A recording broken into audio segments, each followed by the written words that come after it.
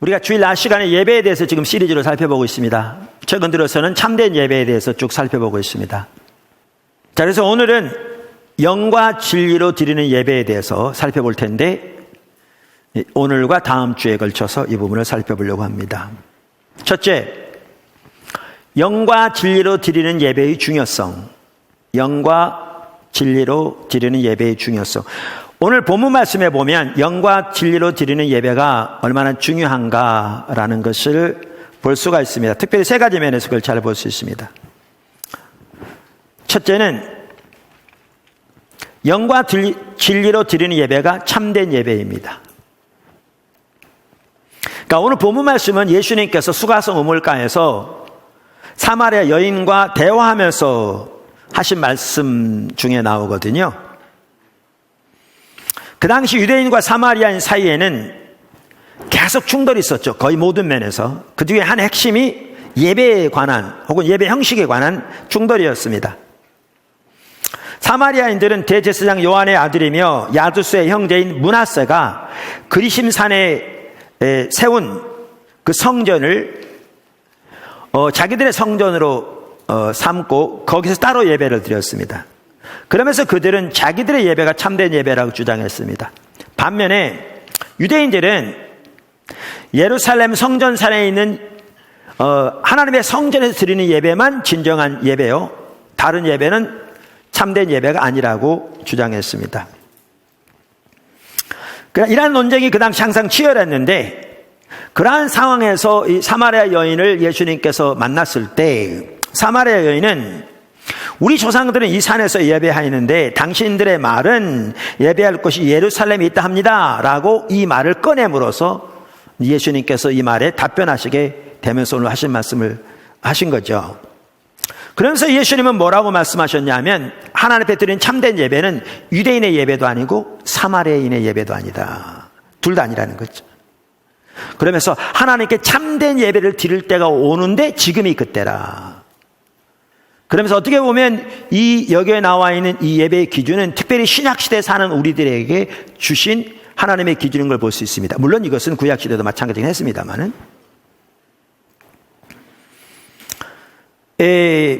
그러면서 예수님은 하나님께 드리는 참된 예배는 영과 진리로 드리는 예배다, 이렇게 말씀하셨죠. 그래서 우리는 이 구절에서 참된 예배가 어떤 예배인가, 그것은 영과 진리로 드리는 예배인 것을 볼 수 있습니다. 그러니까 이 말은 무슨 말이냐면, 참된 예배의 기준은 조상들로부터 내려오는 전통도 아니고 장소도 아니고 형식도 아니고 영과 진리로 드리는 것이다 라는 걸 볼 수 있습니다. 중요성 본문에 보시는 두 번째는 뭐냐 하면, 하나님은 이렇게 예배하는 자들을 찾으신다는 거죠. 우리가 이미 살펴보았듯이 하나님은 참된 예배자를 열망하십니다. 그러니까 참된 예배를 열망하십니다. 성경에 보면 우리가 이미 전에 살펴본 것처럼 하나님은 예배를 받기 위해 우리를 창조하셨습니다. 예배를 받기 위해 우리를 구원하셨습니다. 날마다 우리의 삶 속에서 함께 하시고 우리를 지키시고 인도하시고 보호하시는 그 모든 일 가운데 하나님은 예배를 받기를 열망하십니다. 그런데 하나님이 받기를, 참된 예배를 받기를 열망하시되, 하나님이 받으시는 참된 예배는 영과 진리로 드리는 예배입니다. 그래서 하나님은 영과 진리로 드리는 예배를, 혹은 그렇게 예배하는 자들을 찾으십니다. 오늘 본문에 나옵니다.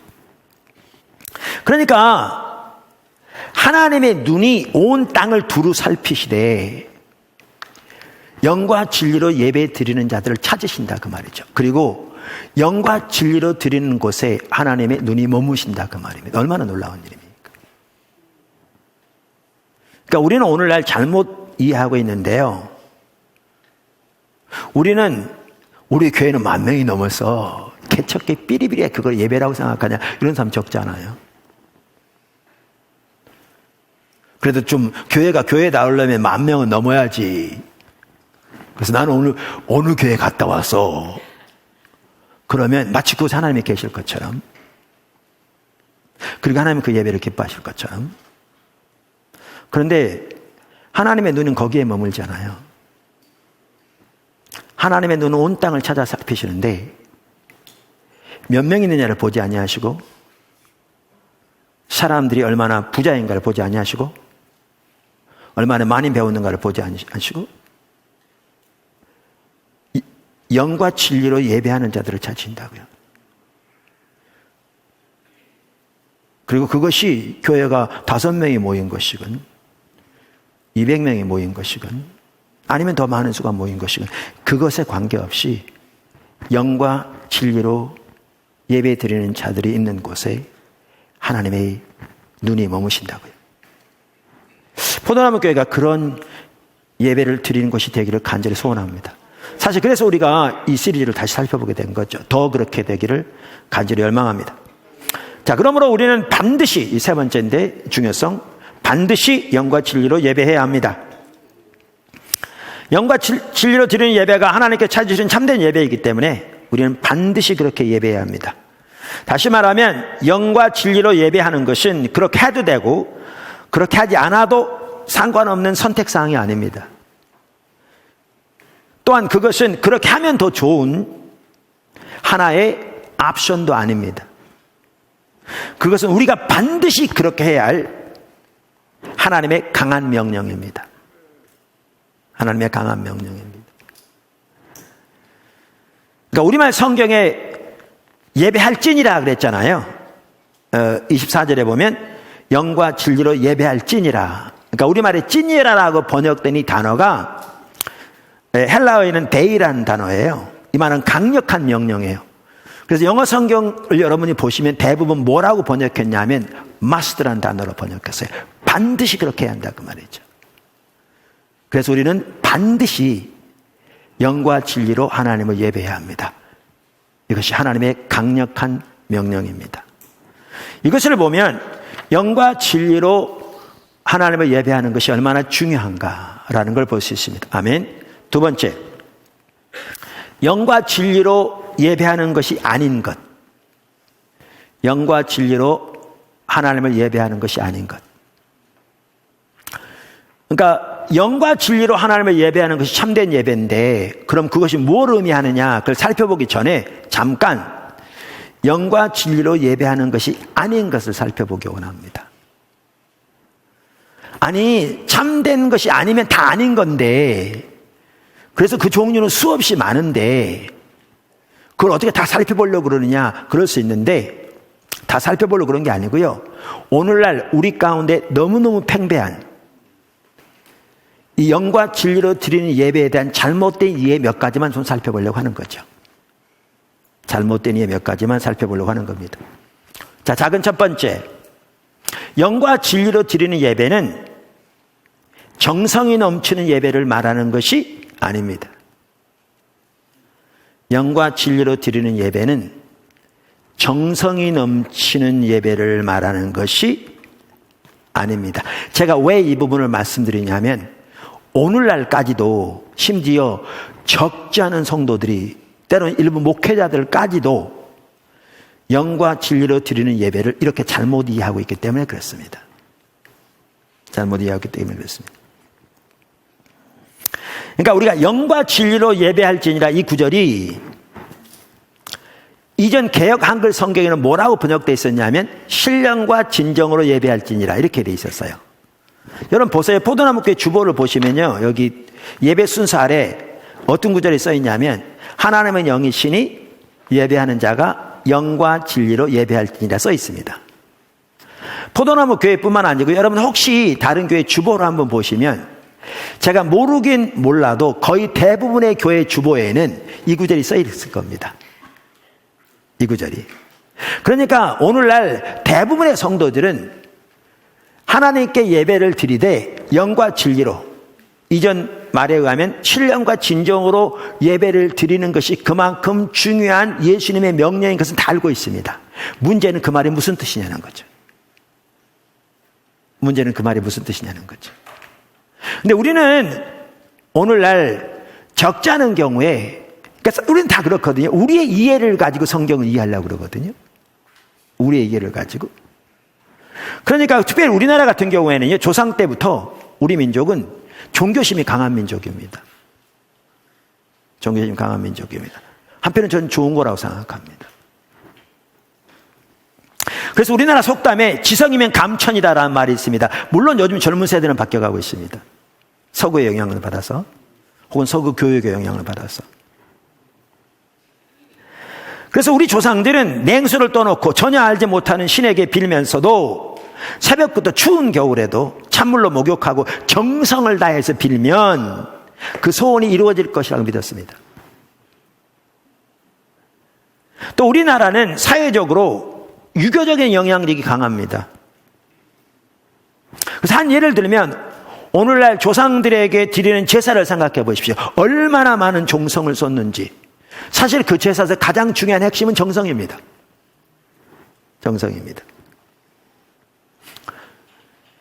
이러한 배경과 전통적인 이해를 가지고 있는 우리나라의 경우 많은 성도들이 아까도 말한 대로 이전 성경에서는 신령과 진정으로라는 말을 이렇게 돼 있었는데 이 구절을 읽자마자 특별히 또한 거기에다가 종교에 대한 전통적인 이해, 일반적인 이해에 기초해서 그걸 어떻게 이해했냐면 정성을 쏟아서 하나님께 예배하는 것이 하나님께 참된 예배라고 이렇게 생각한 거죠. 오늘날도 그렇게 많이 이해합니다. 그런데 성경이 말하는 영과 진리로 드리는 예배는 그런 예배를 말하는 게 아닙니다. 그러니까 정성을 다하는 예배를 말하는 게 아닙니다. 우리가 앞에서도 살펴보았듯이 예레미야 시대나 이사야 시대 그들의 예배는 정말 정성이 뛰어난 예배였습니다. 여러분 예수님께서 유대인의 예배도 아니고 그랬는데 유대인들이 그 당시 예루살렘 성전에서 드리던 예배는 정말 정성이 뛰어난 예배였습니다. 그런데 예수님은 그것도 아니라고 말하면서 영과 진리로 예배할지니라 이렇게 말씀하시니까 영과 진리로 드리는 예배가 단순히 종교적인 정성에 뛰어난 예배를 의미하는 것이 전혀 아님을 볼 수 있습니다. 그러니까 이 말은 하나님께 우리가 예배를 드리되 마음을 모아서 드려야 하고 또 예배를 위한 준비가 중요하지 않다 그 얘기는 아닙니다. 그리고 종교적인 정성 자체가 잘못됐단 말도 아닙니다. 우리가 지난번에 곧바로 우리가 하나님께 올바른 예배를 드리려면 어떻게 우리가 예배가 준비돼야 되는가라는 부분도 살펴보았습니다. 그러니까 제 얘기는 성경에 말하는 영과 진리로 드리는 예배는 단순히 종교적인 정성이 뛰어난 예배를 말하는 것이 아니라 그 뜻입니다. 문제는 뭐냐 하면 아까도 말한 대로 영과 진리로 드리는 예배를 그렇게 잘못 이해하면 자기가 예수님이 명령하신 대로 그렇게 강력하게 영과 진리로 드리는 참다운 예배를 드리지 않고 있음에도 불구하고 그 사실을 모르는 겁니다. 왜? 잘못 이해하기 때문에. 그리고 그렇게 잘못 이해하면 어떻게 해야 올바른 예배를 드릴지도 모르게 되는 거죠. 이게 문제인 거죠. 이게 문제인 거죠. 자, 그럼 두 번째, 그와 비슷하기도 합니다만은 영과 진리로 드리는 예배는 외부적으로 화려한 예배를 말하는 것도 아닙니다. 외부적으로 화려한 예배를 말하는 것도 아닙니다. 자, 세 번째, 진리로 드리는 예배. 그러면 성경에 말하는 영과 진리로 드리는 예배가 뭔가라는 거죠. 그래서 오늘은 진리로 드리는 예배를 살펴볼 거고요. 다음 주에는 영으로 드리는 예배를 살펴볼 겁니다. 한 시간에 다 못 살펴보니까요. 자, 세 번째, 진리로 드리는 예배. 자, 우리의 신앙의 모든 부분이 그렇듯이 당연히 우리의 예배도 철저하게 진리에 기초해야 합니다. 아멘. 자, 여러분의 예배는 뭐에 기초하고 있습니까? 1. 전통. 2. 관습. 3. 사람들의 의견. 4. 당시의 팽배한 신앙관. 5. 큰 교회들의 예배 형태. 6. 진리인 성경. 답이 뭘까요? 진리인 성경이겠죠. 그러면 여러분의 예배는 진정으로 진리인 성경에 기초하고 있습니까? 우리는 우리의 예배가 철저하게 진리인 성경에 기초한 예배가 되기를 추구해야 합니다. 할렐루야. 아까 제가 언급한 그 모든 것들이 아무것도 답이 아닙니다. 다시 읽어볼까요? 전통, 관습, 사람들의 의견, 당시의 팽배한 신앙관, 큰 교회들의 예배 형태, 그 어느 것도 기준이 되지 못합니다. 우리의 기준은 예배에 있어서도 진리인 하나님의 말씀입니다. 성경. 자, 이와 같이 우리의 예배가 철저하게 진리에 토대한 예배가 돼야 되는데, 진리 중에서도 우리의 예배뿐만 아니라 우리의 삶 전체에 가장 큰 영향을 미치는 두 가지 진리가 있습니다. 그러니까 우리의 모든 예배가, 우리의 모든 삶이 철저하게 하나님의 말씀인 진리에 기초해야 되는데, 하나님 앞에 드린 참된 예배가 되려면, 그런데 진리 중에서도 우리의 신앙 전반뿐만 아니라 우리의 삶 전체, 그리고 우리의 예배에 있어서도 가장 큰 영향을 미치는 진리가 두 가지가 있습니다. 크게. 그래서 우리는 진리로 드리는 예배를 드리되 무엇보다 이 두 가지 진리에 기초한 예배가 되어야 합니다. 무엇보다. 그 두 가지 진리가 뭔지 아십니까? 과거에도 제가 한번 살펴봤는데 하나님에 관한 진리고요. 두 번째는 하나님 안에서 자신에 관한 진리입니다. 자, 그래서 진리에 기초한 예배가 돼야 되는데 작은 첫 번째, 만든 신에 대한 예배. 그러니까 가장 중요한 첫 번째가 하나님에 관한 올바른 진리에 토대한 예배가 돼야 되는데, 이것이 잘못 안 되면 이제 뭐가 되느냐 하면 만든 신에 대한 예배가 되는 거예요. 우리가 만든 신에 대한 예배.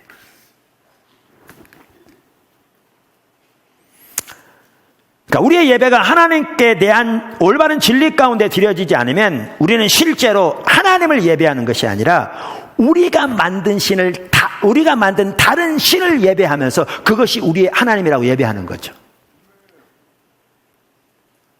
그리고 그 예배는 하나님 앞에 아무런 쓸모없는 헛된 예배가 되는 겁니다.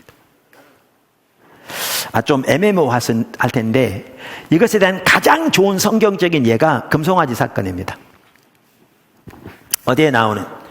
출애굽기 32장에 나오는 금송아지 사건입니다. 제가 4절부터 10절 읽겠습니다.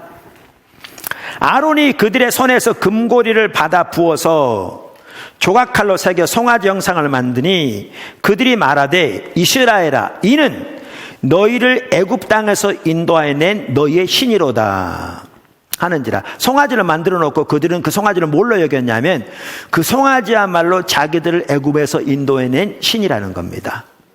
하나님이라는 겁니다. 5절, 아론이 보고 그 앞에 제단을 쌓고 이에 아론이 공포하여 이르되 내일은 여호와의 절일이니라 하니. 보세요, 그들이 예배를 드리는데, 제사를 드리는데 어떤 날 드렸냐면 하나님의 절일에 드렸습니다. 하나님의 절일에. 6절, 이튿날에 그들이 일찍이 일어나, 이런 것 같더라고요. 우리의 신앙이 타락하면요, 하나님을 예배한 데는 게으르고 나태하면서 우상 숭배하는 데는 그렇게 빨라요. 새벽부터 일어나. 여러분 어떠십니까? 이튿날에 그들이 일찍 일어나 번제를 드리며 화목제를 드리고, 번제 화목제를 드렸습니다. 백성이 앉아서 먹고 마시며 일어나 뛰놀더라. 그러니까 하나님께 드린다는 거예요. 여호와의 절일에. 그리고 번제와 화목제를 드렸어요.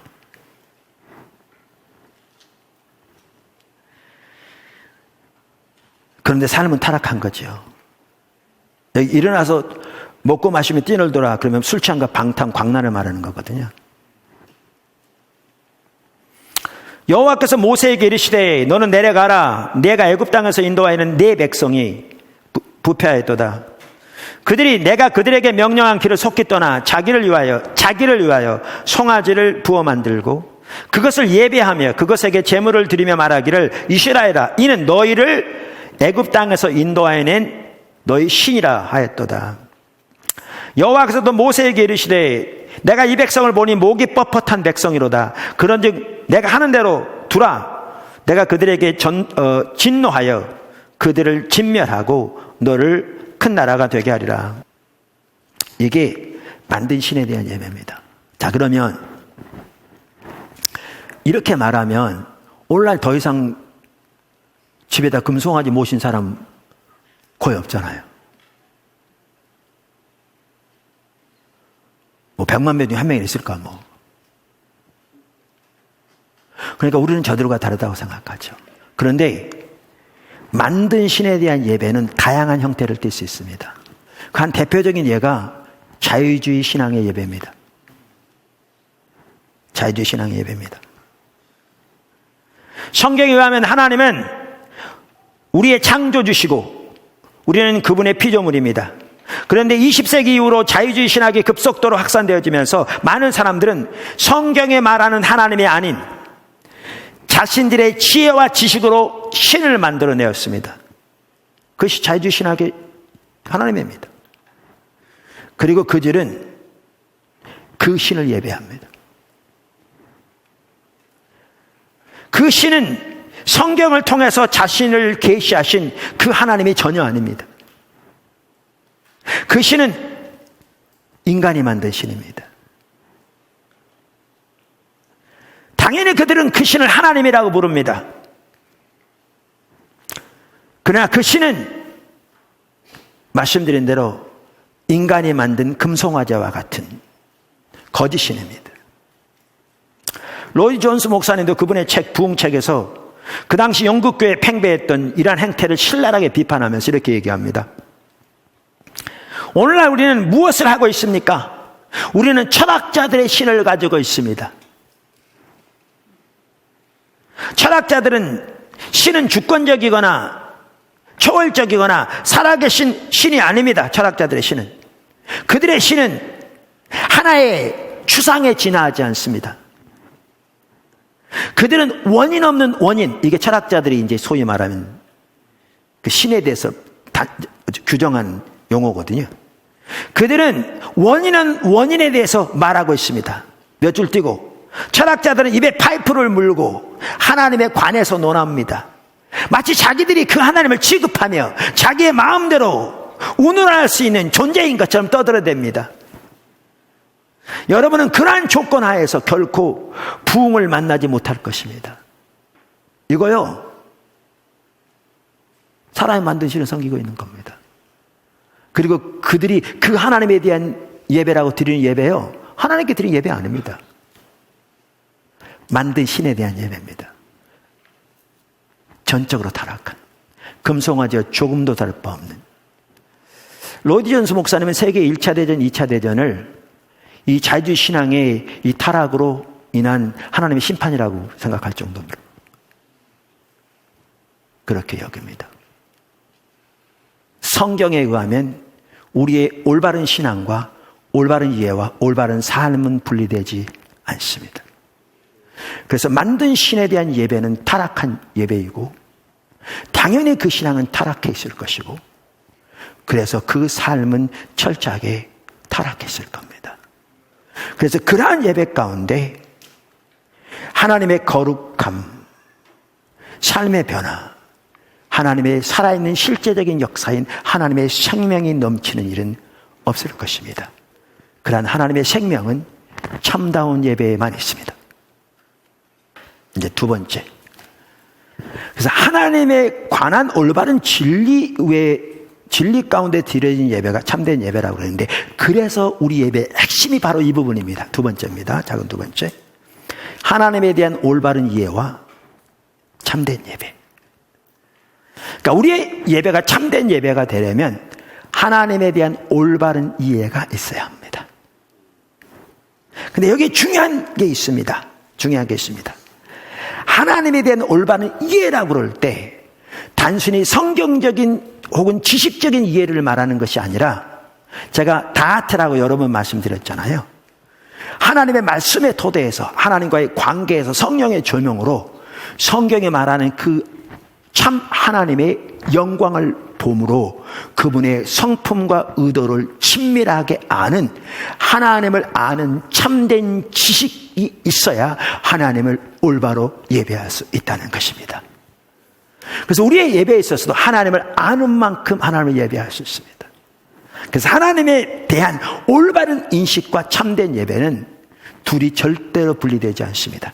그것이 있어야 우리의 예배가 진리에 기초한 참된 예배가 될 수 있습니다. 할렐루야. 그 다음에 작은 세 번째, 하나님 안에서 자기를 아는 지식.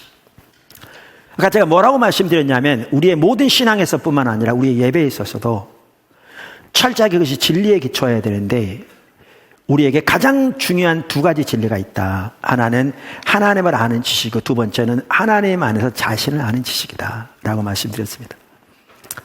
그래서 우리가 우리의 모든 삶의 영역에서뿐만 아니라 우리 신앙의 모든 삶의 영역에서 우리의 모든 신앙의 영역에서뿐만 아니라 우리의 예배에 있어서도 아주 중요한 한 가지가 뭐냐 하면 하나님 안에서 자신을 아는 참된 지식입니다. 이게 우리의 예배가 참된 예배가 되기 위한 핵심적인 또 하나의 중요한 요소입니다. 아멘. 이것을 가장 잘 볼 수 있는 예가 다윗의 예입니다. 저는 그렇게 생각합니다. 그 중에 하나가 다윗의 예입니다. 우리는 그것을 시편 139편에서 볼 수 있는데요. 우선 여러분 다윗이 어떠한 사람인가를 압니다. 다윗은요 하나님이 친히 증거하시기를 하나님의 마음에 합한 자라고 그러셨습니다. 그래서 사도행전 13장 22절 하반절에 보면 하나님이 이렇게 말씀하셨죠.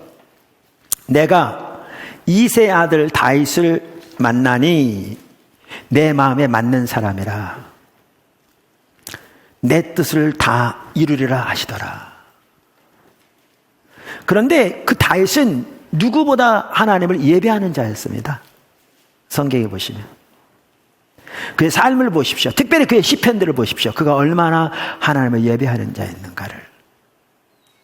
여러분도 다윗처럼 하나님을 예배하는 자가 되시기를 예수님 축복합니다. 실제로 다윗도 자신에 대해서 그렇게 말해요. 사무엘하 23장 1절부터 5절에 보시면 다윗의 마지막 말이라고 써 있는데 다윗이 자기 일생을 돌아보면서 하나님 앞에 한 말입니다. 이걸로 보면 다윗의 생애 가운데 함께 하신 하나님의 은혜가 얼마나 큰지, 그리고 얼마나 다윗이 하나님을 예배하는 자였는지, 그리고 아까 사도행전에서 그 13장 22절에서 하나님께서 그렇게 말씀하셨는데 그 말이 무슨 뜻인지를 볼 수 있는, 그리고 우리의 삶 속에도 동일한 일이 일어나기를 간절히 열망하는 정말 소중한 구절입니다. 이렇게 말합니다. 사무엘하 23장 1절부터 5절. 이는 다윗의 마지막 말이라 이새의 아들 다윗이 말하며 높이 세워진 자, 야곱의 하나님으로부터 기름 부음 받은 자, 이스라엘의 노래 잘하는 자가 말하노라. 보십시오. 그를 찬양하는 자로 말합니다. 그는 하나님 예배하는 자였습니다. 그런데 말씀드린 대로 다윗은 여러분 같은 사람인데 이렇게 하나님과 동행한 삶을 살았을 뿐만 아니라 그는 하나님을 예배하는 자였다니까요. 근데 이렇게 그가 하나님을 예배하고 하나님과 동행하는 삶을 사는 데 있어서 저는 다윗에게도 가장 중요한 그 지식이 바로 그거였다고 생각합니다. 하나는 하나님을 아는 지식이었어요. 근데 그가 어떻게 하나님을 알았는지 그것은 그의 시편들을 보면 알 수 있습니다. 그리고 여기서 가장 중요한 것이 하나님의 얼굴을 구하는 사람입니다. 시편 27편 4절. 우리가 여러 번 바로 지지난주에 살펴본 것처럼 하나님을 아는 지식. 근데 또 하나 중요한 게 있습니다. 다윗은 하나님 안에서 자신을 아는 올바른 지식이 있었습니다. 이게 저는 예배에 있어서도 그의 삶에 있어서도 핵심이었다고 생각합니다. 그걸 어디서 볼 수 있냐면 아까도 말씀드린 대로 시편 139편에서 볼 수 있습니다. 시편 139편에서 볼 수 있습니다. 자, 5절부터 한번 보시죠. 무슨 말인지. 주께서 나의 앞뒤를 둘러싸시고 내게 안수하셨나이다. 지금 여기에 이 지식은요, 조금 이따 보겠지만 단순한 성경을 토대한 이론적인 지식이 아니에요. 아까 늘 다하트 그랬잖아요. 이 구절에서 다하트라는 용어가 나와요. 다하트는 철저하게 진리에 기초하되 경험적으로 하는 것을 말해요. 하나님과 관계에서. 그러니까 참된 철저하게 하나님을 지적으로 할 뿐만 영적으로 하는 걸 말하는 거죠. 자, 그러면서 이렇게 말해요. 영어 성경에 보면 과거 NIV 성경에 이렇게 돼 있어요. You have me in, 나를 이렇게 딱 둘러싸셨다는 거죠. Behind and before. 앞뒤로. 그리고 you have laid your hand upon me. 손을 내 위에 덮으셨다는 거죠. 그러니까 놓으시고 하나님의 손으로 앞뒤를 둘러싸서 품으실 뿐만 아니라 손으로 덮으셨다. 주 안에 이렇게 품으셨다 그 말이죠. 그러면서 이 6절을 보십시오. 이 지식이 말하는 대로 이 지식이라는 단어가 히브리어로 다트예요. 지금 이것을 그가 하나님이 그와 그렇게 함께하고 계신 것을 깨닫고 있는 겁니다. 깨닫고 있는 겁니다. 그러면서 이렇게 말합니다. 7절. 이렇게 하나님이 함께하고 계신 걸 알기 때문에 그가 하는 고백을 보십시오. 내가 주의 영을 떠나 어디로 가며 주의 앞에서 어디로 피하리까? 여기 주의 앞에서 그 말인데요. 이 앞에서란 말은 주의 임재를 말합니다. 그래서 NIV 성경에 Where can I flee from your presence? 이렇게 돼 있어요. 그러니까 여기에 보면요. 성령님의 임재와 하나님의 임재가 같이 가는 겁니다. 결국 성령님이 하나님의 임재를 우리 가운데 이루시는 분입니다. 여기서 보면 같이 쓰인 걸 봤어요. 동격으로. 내가 주의 영을 떠나 어디로 가며 주의 앞에서 어디로 피하리까? 내가 하늘에 올라갈지라도 거기 계시며 수올 음부에 내 자리를 펼지라도 거기 계십니다. 내가 새벽 날개를 치며 바다 끝에 가서 거주할지라도 그 당시 인식이 성경 그 당시 인식을 토대로 하나님의 계시가 주어진 거잖아요. 그 당시 인식이 바다 끝에 이렇게 떨어진 낭떠러지라고 이런 이해 가운데 거기 갈지라도 거기서도 주의 손이 나를 인도하시며 주의 오른손이 나를 붙드신다. 이거 보실래요? 하늘에 갈 때뿐만 아니라 바다 끝에 가서 거주할지라도 심지어 음부의 자리를 펼지라도 주님이 그 가운데 함께 하시며 거기에서 인도하실 것을 그분의 오른손이 붙으시고 알았어요. 왜 알았느냐 하면 그의 마음이 열려 주님이 그를 그렇게 보호하고 그와 동행하고 계신 것을 그가 알았기 때문에. 근데 여기서 끝나지 않아요. 끝나지 않아요. 그 다음 절을 보십시오.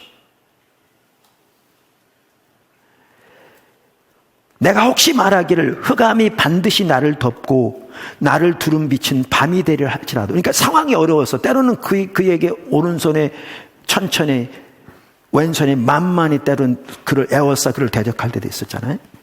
그렇게 표현할 만큼. 그럴지라도 주에게는 흑암이 숨기지 못하며 밤과 낮이 같이 비추리니 주에게는 흑암과 빛이 같음이니이다. 내가 보기에 흑암이지 하나님께 어떻게 이게 흑암이 될 수 있으며 우리의 흑암도 하나님의 빛과 다를 바 없어 그 가운데서 하나님이 보호하실 거라고 말했지. 주께서 주의 오른손으로 나를 붙드시고 나를 인도하시리이다. 그러면서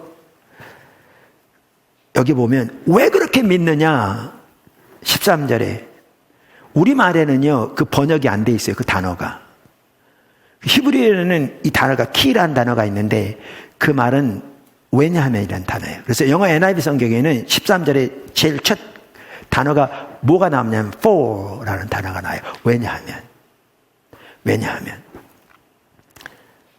주께서 내 내장을 지으시며 모태에서 나를 만드셨나이다. 내가 저절로 태어난 것이 아니고 우연에 태어나는 것이 아니고 때로는 부모의 죄를 통해 태어났을지 모르지만 하나님의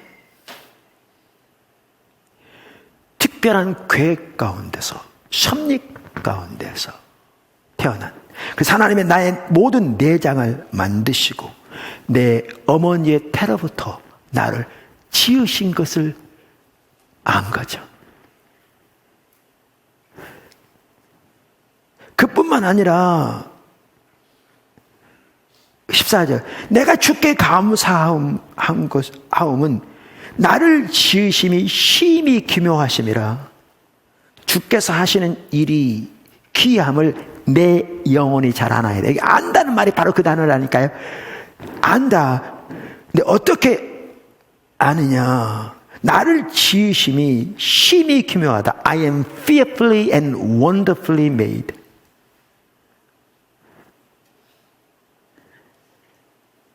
그리고 주님의 그 지으심이 참으로 기이하고 놀랍습니다. 그 말이죠.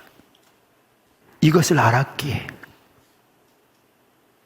그렇게 그가 그 상황에서도 하나님을 예배하고, 아까 여기 나온 것처럼 하나님께 감사하고 하나님께 찬양하고 하나님을 의지하는, 그러면서 말하기를 내가 깰 때에도 여전히 주와 함께 있나이다, 이렇게 표현하고 있죠. 보십시오.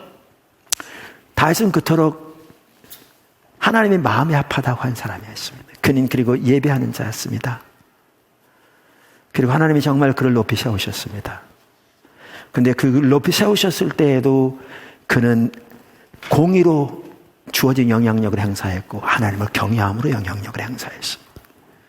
그래서 그의 의는 비가 내린 후에 그 맑은 날씨 같았고, 그리고 비가 내린 후에 솟아나는 그 파릇한 전혀 오염되지 않은 새싹과 같았습니다. 그리고 그를 통한 하나님의 의가 온 땅을 덮었습니다. 근데 그가 그토록, 그리고 하나님이 마음이 아픈 자라고 하시면서 하나님의 뜻을 마음껏 이루시는, 근데 그는 여러분과 같은 사람들이었습니다. 근데 그가 그토록 하나님의 예배하는 자였는데, 하나님의 예배하는 핵심이 하나님을 아는 참된 지식과 하나님 안에서 자신을 아는 참된 지식이 그의 삶을 그토록 바꿨고, 그토록 하나님을 예배하게 했고, 그토록 그 어둠 흑암이라고 볼 수밖에 없는 상황에서도 하나님을 의지하는 가운데 하나님의 그 놀라운 승리를 주실 뿐만 아니라 그 일을 이루신 그 삶을 살았던 사람입니다. 그리고 이렇게 하나님을 알기 중요한 것이 시편 27편 4절처럼 그의 평생의 단 하나의 소원이 하나님의 임재 가운데 하나님의 영광을 보며 그분을 찾는 것이라고 했던 것처럼 하나님의 얼굴을 구하는 거였습니다. 오늘 예수님께서 예루살렘의 예배도 아니고 사마리아의 예배도 아니다. 하나님의 예배하는 자들은 하나님을 참으로 예배할 때가 올 텐데 그때가 이때라. 그리고 하나님을 참으로 예배하는 것은 영과 진리로 예배하는 것이라고 말했는데, 하나님을 진리로 예배하는 것은 이와 같이 하나님에 대한 참된 진리와 하나님 안에서의 자신에 대한 참된 진리를 토대로 그것을 진실로 깨닫고 성경에 더해서 성령의 조명으로 성경이 말하는 그 하나님을 예배하는 것입니다. 이게 참된 예배입니다. 우리는 이 예배를 드려야 합니다.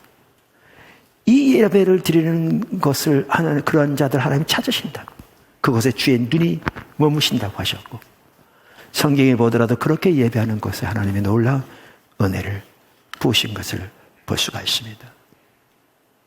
오늘 안타깝게도 이러한 참된 예배를 추구하는 것은 너무나 없이 외부적인 몇 가지 종교적인 모양과 형식과 화려함과 인간적인 종교적인 열심이나 헌신만, 바리새인들은 그 부분에 타의 주정을 부를 만큼 뛰어났는데 그것만 드리면 그것이 참된 예배인 것처럼 옆으로 가버린 이 시대. 그러니까 종교적인 모양은 있을지 모르지만 하나님의 살아있는 역사는 전혀 예배 가운데 경험되지도 않고 삶의 변화가 없으며 삶에서 하나님의 살아있는 생명의 역사는 철저히 거친, 그래서 개인과 교회의 교회는 철저하게 침체돼가는, 더욱더 심각하게 침체돼가는 오늘날의 상황을 보면서 우리의 예배가 얼마나 이와 같이 예수님이 강력하게 명령하신 대로 영과 진리로 드리는 예배가 되어야 할 것인가를 살펴보았습니다. 포도나무교회 모든 성도들의 예배가, 교회 예배가, 여러분 가정에서 여러 가지 이유로 예배드리는 여러분을 포함해서 이렇게 영과 진리로 드리는 예배가 되기를 예수님의 이름으로 축원합니다.